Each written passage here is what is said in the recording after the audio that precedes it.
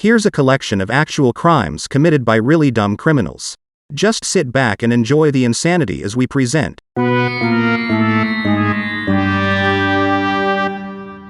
Stupid crime stories you just won't believe.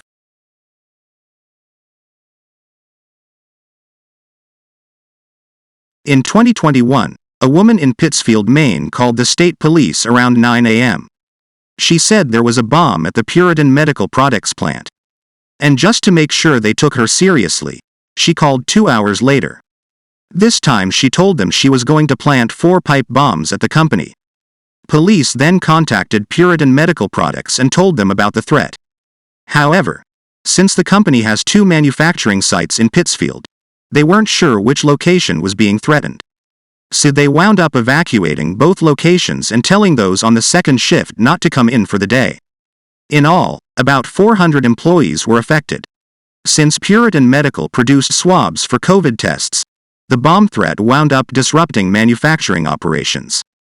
State police then notified Pittsfield Police and the sheriff's offices in 2 counties. They were able to trace the call to the woman's neighborhood. After interviewing neighbors, police located Kayla Blake and she gave a full confession. So why did she do it? She explained that her boyfriend worked at Puritan Medical and she just wanted to spend more time with him. The plan was to call in a bomb threat so her boyfriend could come home early. Well, that didn't work out too well. Looks like she'll be spending even less time with him. She was charged with a felony count of terrorizing and taken to the Somerset County Jail. In 2022, a Tulsa, Oklahoma man went to a car dealership and asked to look at an Audi. An employee informed him that he could inspect the vehicle, but it was not ready to be test-driven. The man then said he was a federal marshal and the car had been stolen. He told the employee that the country was under martial law and he was now authorized to seize the vehicle. The employee knew that martial law had not been enacted, so he called police. He also blocked the car in order to stop the man from taking it. When officers arrived, they asked for his identification. He displayed his driver's license but had no proof that he was a federal marshal. Tulsa police then arrested Randy Cantwell and posted the story on their Facebook page. Of course, such a story will attract plenty of comments. Here are just a few. Mr. Cantwell was charged with false impersonation of law enforcement. In 2012, a Salt Lake City man was arrested for driving drunk. He later found out that it was his next-door neighbor who reported him. Months later, he decided to confront his neighbor for snitching on him. So on a Sunday evening, he drank down enough beers to get good and drunk. Then, while still holding a beer, he walked over to the neighbor's house and started banging on the side door. Mind you, his neighbor was also a Utah State Trooper. The family inside the house panicked and called the trooper who was on duty at the time. When he arrived, he informed his drunk neighbor that police were coming to arrest him. The man then starts to walk away as if he's done nothing wrong. When the trooper ordered him to remain, he attempted to leave 3 times. The officer finally decided to take the man into custody himself.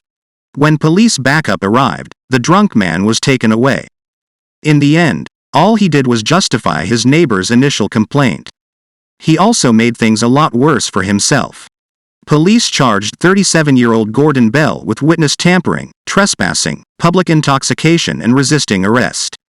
It's safe to say that Mr. Bell won't be getting invited over his neighbor's house anytime soon. In 2020, a woman in Rockwood, Michigan wanted revenge on her ex-husband after he allegedly stole $20,000 from her. So she carefully devised a plan to get back at him. She decided to kill him. But she didn't want to get her hands dirty. Instead, she chose to hire a hitman. She then searched the internet to find one. The woman actually found a website called Rent a Hitman. All she had to do was fill out an online form, pay the fee, and they would take care of the rest. As you can see, this is nothing more than a parody site created as a joke. They claim to be 100% compliant with the Hitman Information and Privacy Act of 1964. Obviously, there is no such thing as a Hitman Information and Privacy Act. They say they have over 17,985 US-based field operatives. Think about that. They give you an exact number, yet claim they have over that amount. They say they have awards for customer service. In addition, they even offer group and senior discounts. Take a look at their customer testimonials. Keep in mind that this is for a hitman. In other words, a hired assassin. One female customer states, "Caught my husband cheating with the babysitter and our relationship was terminated after a free public relations consultation. I'm single again and ready to mingle." After looking through the website, the woman was convinced that they were the real deal. So she put in her service request using their online form. She used a fake name, but provided other personal identifying information on the form. Not sure if she was serious, the site owner started communicating with her as a hitman named Guido Finelli to confirm her intentions before notifying Michigan State Police. She explained that her ex had stolen $20,000 from her and she wanted him killed. But she didn't want to commit the crime as she preferred not going to jail. Realizing that the request was real, he forwarded the information to Michigan State Police. Officers then posed as people affiliated with the site and contacted the woman. She agreed to meet at a local cafe where she again made it clear that she wanted her husband murdered. She shared his home address, phone number, place of employment and work schedule. She told the detective she'd pay $5,000 to have him killed. Later that day, she met with the detective again and handed him $200 as a down payment to cover travel costs. The detective then arrested 52-year-old Wendy Ween. She was charged with solicitation of murder and using a computer to commit a crime. She pled guilty to both counts and faced life in prison. However, having no previous criminal record, a plea deal capped the sentence at 9 years in prison. A Michigan State Police lieutenant said, "I can't believe someone would think that a website like this exists." Interestingly, the owner of the fake website says that he's received hundreds more inquiries.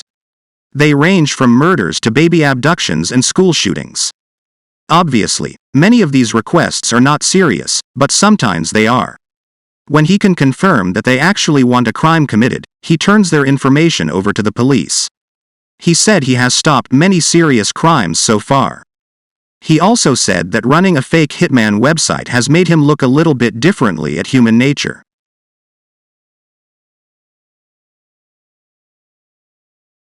Be sure to like and subscribe to this channel.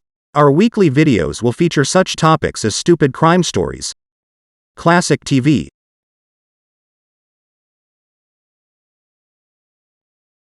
and the real stories behind popular songs from the past and present. There will be even more categories as we continue to grow.